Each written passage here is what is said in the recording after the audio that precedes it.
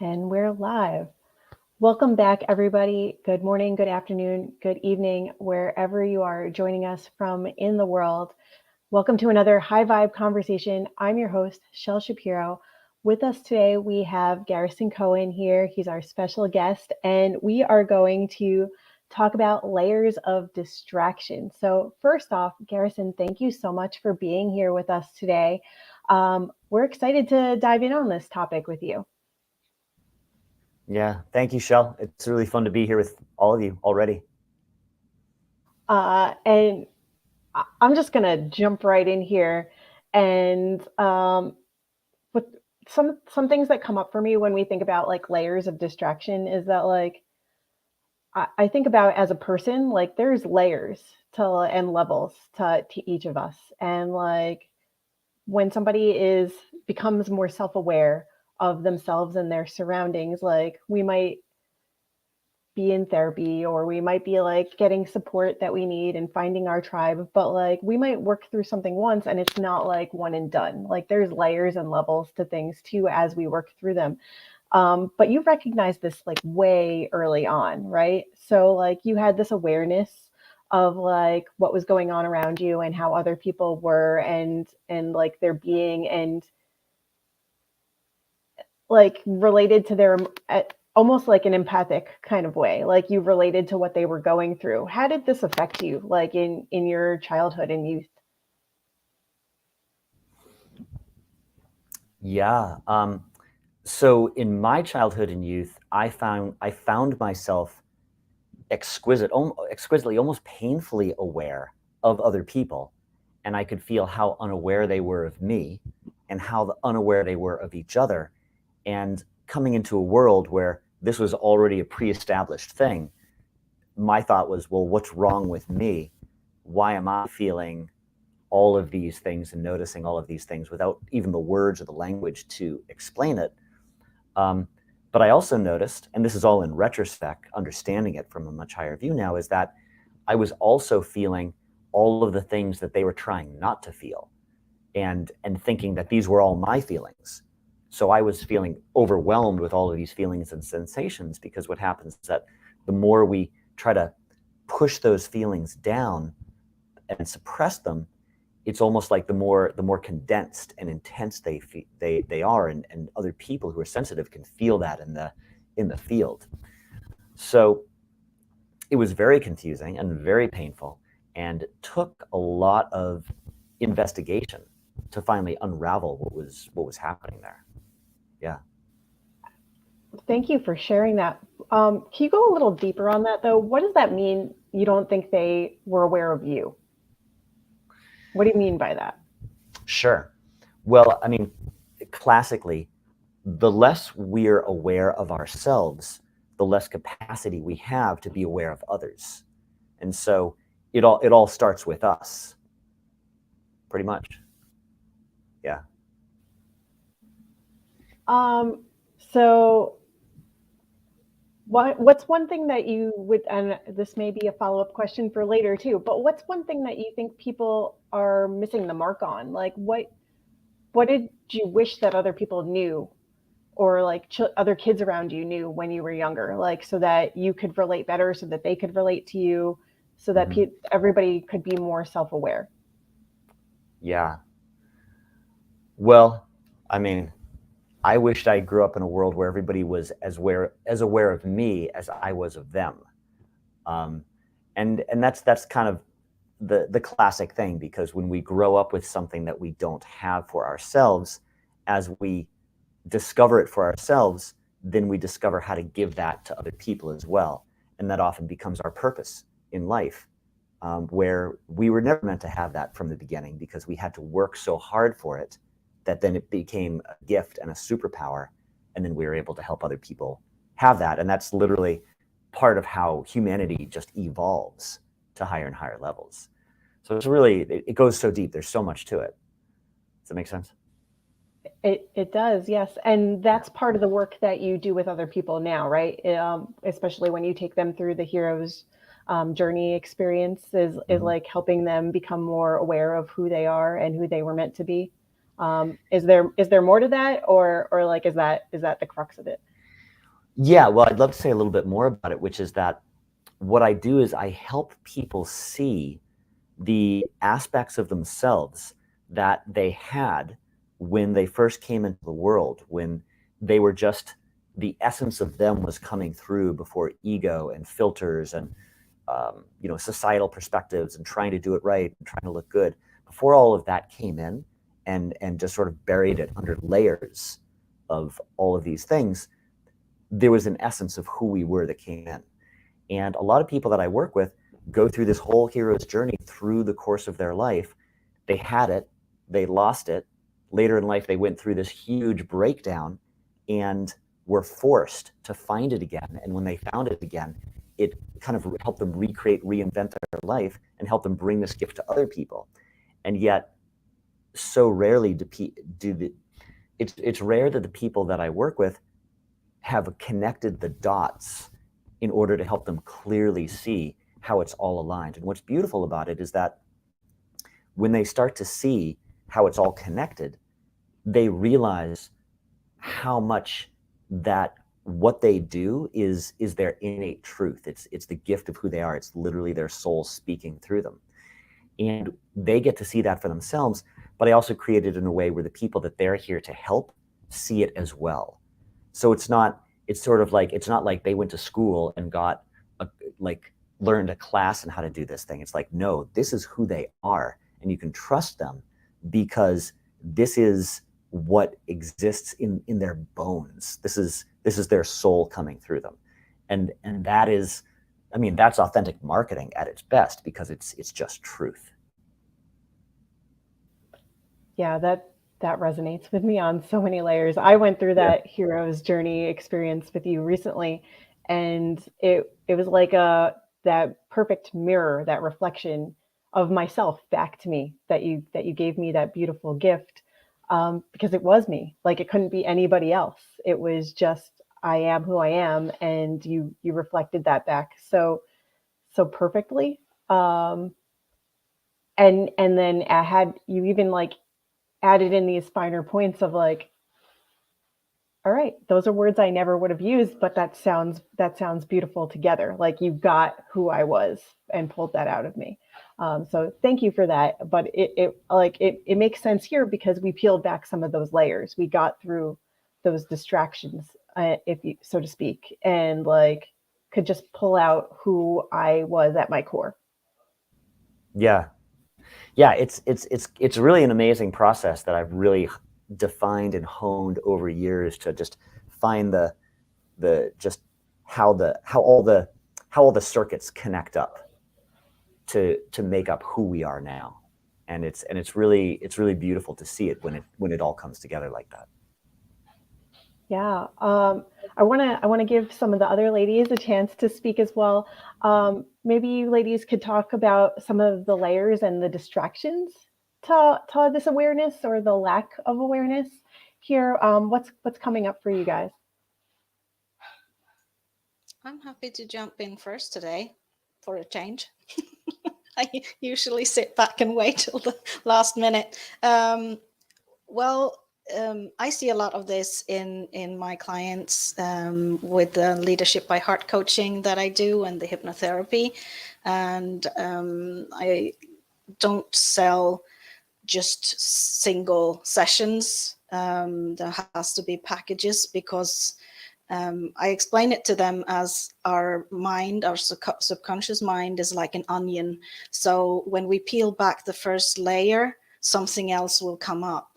So when we deal with the issue that they want to deal with, the issue that is challenging for them, and they want to transform or get rid of, and when that is done, something else will rise to the surface that has been suppressed or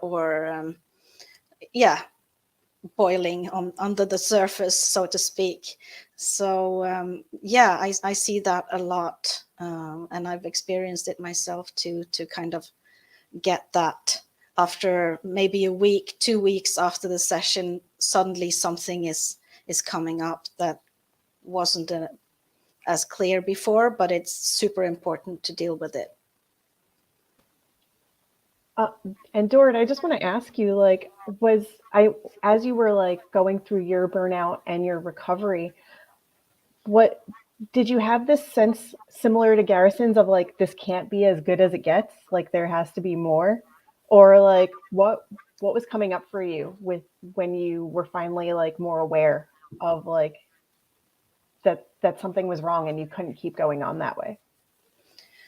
Yeah, when I had my 7 years of burnout, at the end I was in my mid 40s, and at that point I was super depressed. Life quality was like a -10. There wasn't any. And then I remember thinking, is this how my life is supposed to be for the next maybe 20, 30 years? Is this it? It can't be the meaning that I'm supposed to just go around here needing help to everything and not have any value. I didn't see myself as valuable because I couldn't even do the normal chores around the house. Nevertheless, help anyone. Yeah, at that point I was super aware of that.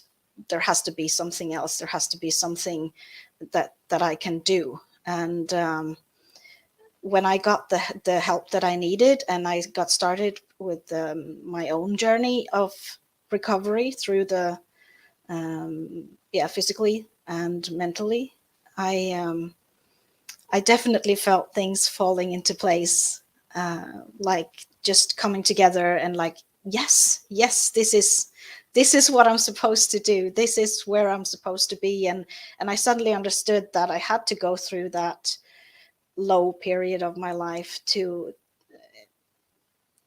understand that this is where I'm supposed to be. This is what I'm doing. And I couldn't help as many people if I didn't feel that and go through that journey of experiencing it myself.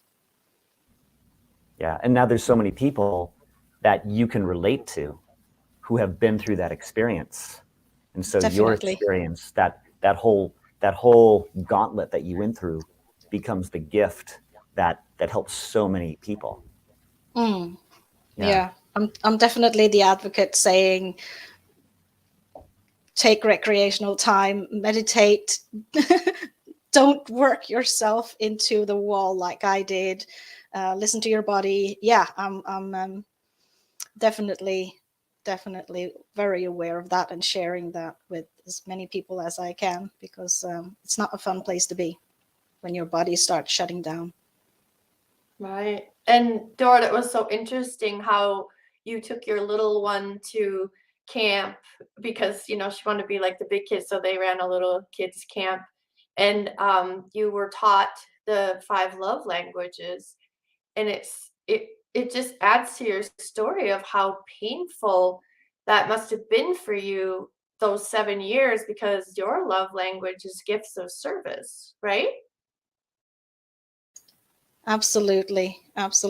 Yeah. So if I can't do anything for anyone, I don't feel I can share my love, and I don't feel loved.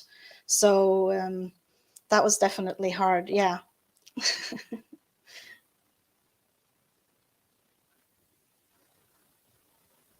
Jenny, Stina, what's coming up for you when we talk about layers of distraction?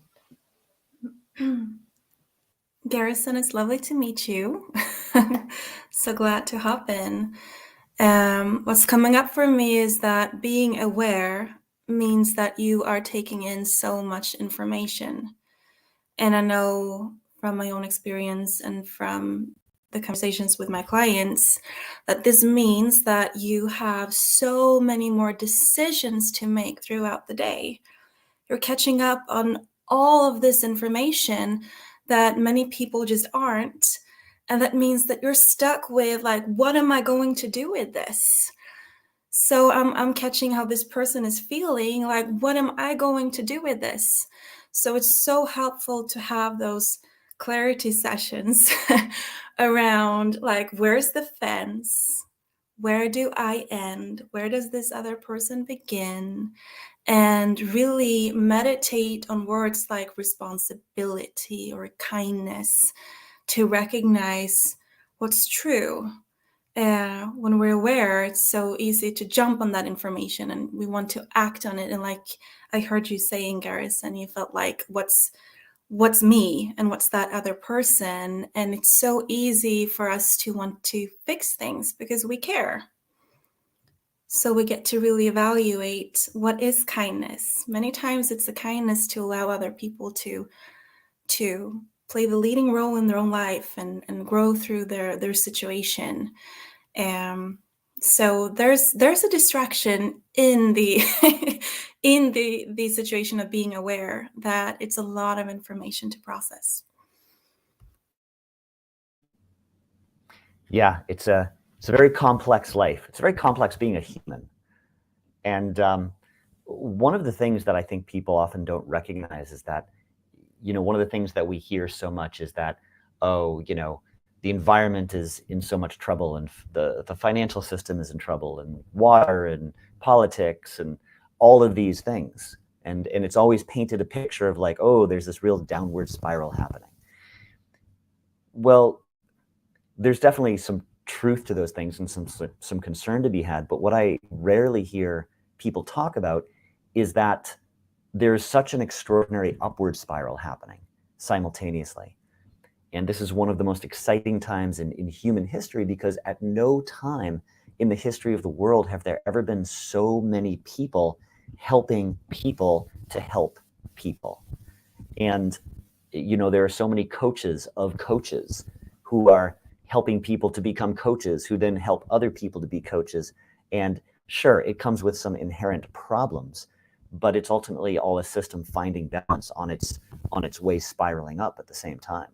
I mean, just the fact that we're all here having this conversation using technology that is reaching all of these people who are then using this to help other people. It's really extraordinary. And there's never been more quote unquote light workers on the planet at any other time in history. And I'm positive of that.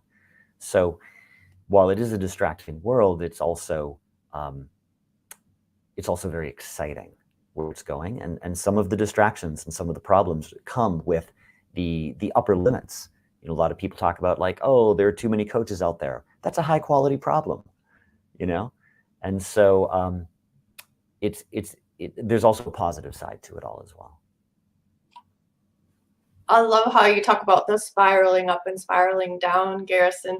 And my background in special education, I also worked with a neurodevelopmental specialist and a developmental movement specialist. I had a whole child institute. And the most fascinating project we ever did was set up a doula tub with a boy who had been born at 15.5 ounces.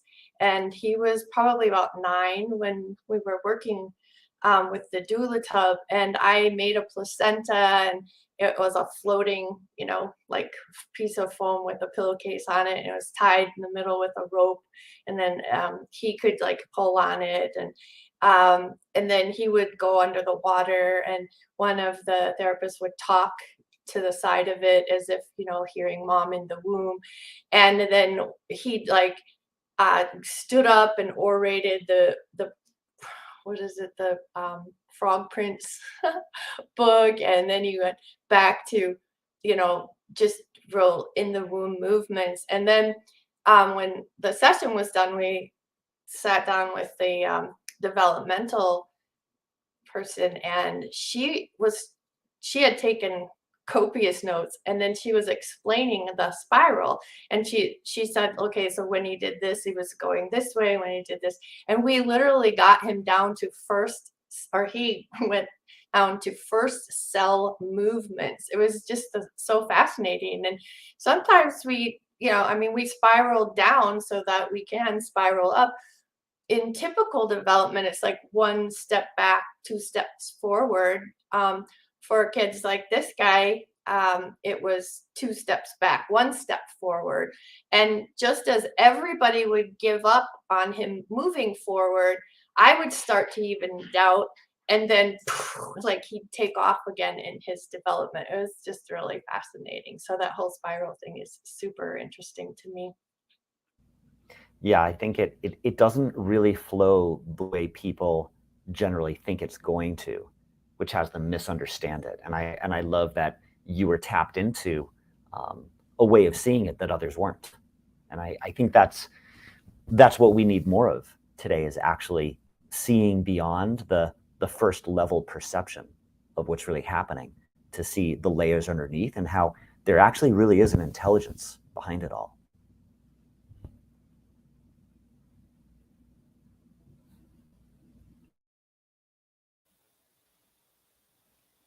Stina, I keep gravitating toward your picture on the screen, so don't hold out on us. What's coming up for you? Don't hold out on us.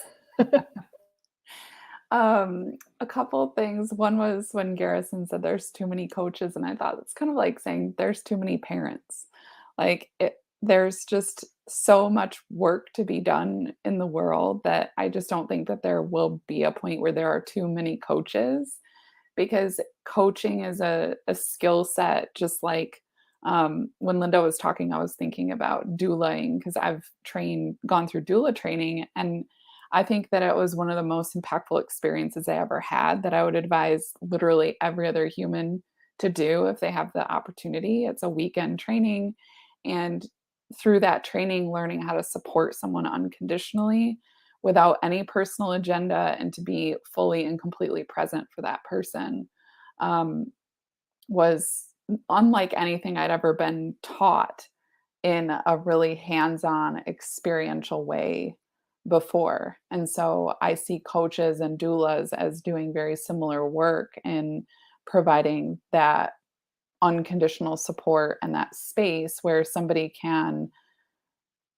do that deeper work of essentially reparenting themselves. So all of those skills come together. My life of parenting, of coaching, of being a doula, and then copywriting, I can also relate to what Garrison was saying about like bringing somebody's story together, because so often I have clients that will just be talking about whatever, about them, about their history, and I'm kind of like a journalist, right? You're trying to get to like, what's the like core of this story? And usually it'll be a footnote or oh yeah, and this happened, or they kind of will, or it'll be something deep that they'll say, I've never told someone this before. I get that a lot. And it always comes up, but they never say, now here's where it all began, right? Or like, here's the thing we're looking for. But when I hear it, I know, and I can feel it. And I go, that's it. How have you told your story without that? I had a client that he was telling me his story. It was a good story, but I just had that feeling there's something missing. And he tells me about this experience of in high school going into the hospital, and his dad was too busy working to come and see him. And, he had a really serious injury, and it was a really like scary time for him. And he had a decent stay in the hospital, I think a week at least, and his own dad didn't show up for him.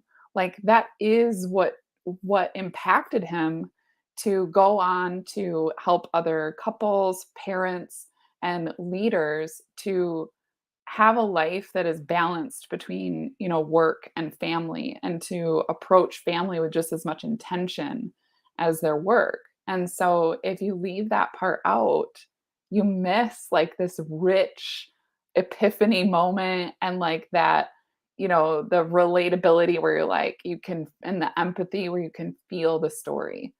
So the power of having someone else witness you and ask you those questions and bring you through a process. There's, so many different ways to do that, but just the power of having somebody support you in that is very much like a birth, and it's very much like parenting, and it's having that listening ear that can pull those little like gold nuggets out and go, oh my God, that's amazing. And I think that sometimes I can now do it more for myself, but I still say that no matter how good you are at it for other people, you always need that relational aspect. It just brings such a different element.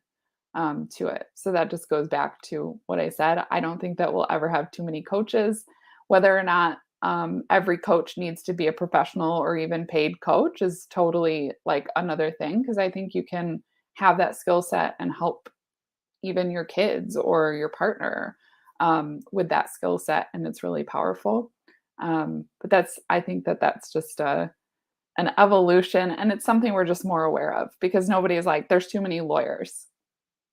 There's like a 40% unemployment rate amongst completely qualified, past the bar exam lawyers. Like, there are literally more lawyers than are fully employed as lawyers, and nobody's saying that about lawyers or other professions. So that's my hooray hurrah for coaching and doulas and parents. It's definitely Leo season. What I love about Garrett's work is he's figured out that framework. So it's real quick, down and dirty, bam, he's got it. And I love it that the two of you see the importance of having it, because it does make all the difference for people's copy, for their own understanding. And I really enjoy going through the process with you as well, Garrison.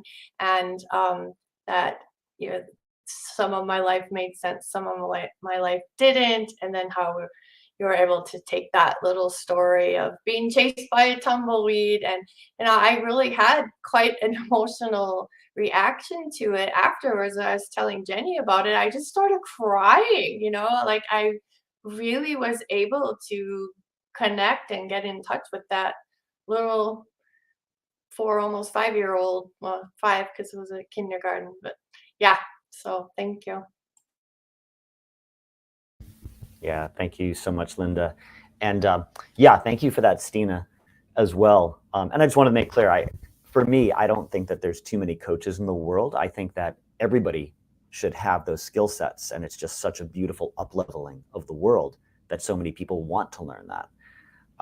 But classically, the mirror goes dark when we try to see ourselves, which is why we need each other as humans, because we can't truly and clearly see ourselves without someone there to reflect us back to ourselves. If we could do that on our own, it would be a very different world, and not one that would probably work in all truth, because we can't evolve without helping each other to do that. And if we could just do that on our own, then why would we need each other? In which case, how would humanity even work? So it's just all built into the recipe of what it means to be human, for better or for worse. And this is the ride that we're on. So let's make it awesome. Yeah, I love what you've both shared, what everybody has shared, but bringing it back to like feeling seen and being witnessed by somebody, and like being supporting somebody unconditionally. How can we get rid of the layers of distraction that we have in our lives? Go find somebody who can witness you, that can help you feel supported and peel back those layers and just cradle you in empathy and support. I think that's what so many people are missing. And yeah, there's never going to be too many coaches or doulas or people that want to help other people genuinely to feel supported and heard. So I love having more of these high vibe conversations. I love that we each help more and more people in our own beautiful way. And thank you to my high vibe ladies for joining me again today. Thank you for Garrison for being our special guest. We love having you here and being part of the conversation. If you enjoy being part of these conversations for change and having these high vibe conversations with us, make sure to tune in from week to week as we have more and more of them. We love bringing them to you. Make sure to connect with each of the people before you on the screen, because we are open to connections as well. And we want to make sure that you feel supported and seen and heard in the best way that we can. And if we don't know somebody, we will make sure to reach out and connect you with somebody who can probably help you a little bit better and guide you on your way. So once again, thank you for joining today's high vibe conversation. Tune in next week. Until then, we're saying bye for now.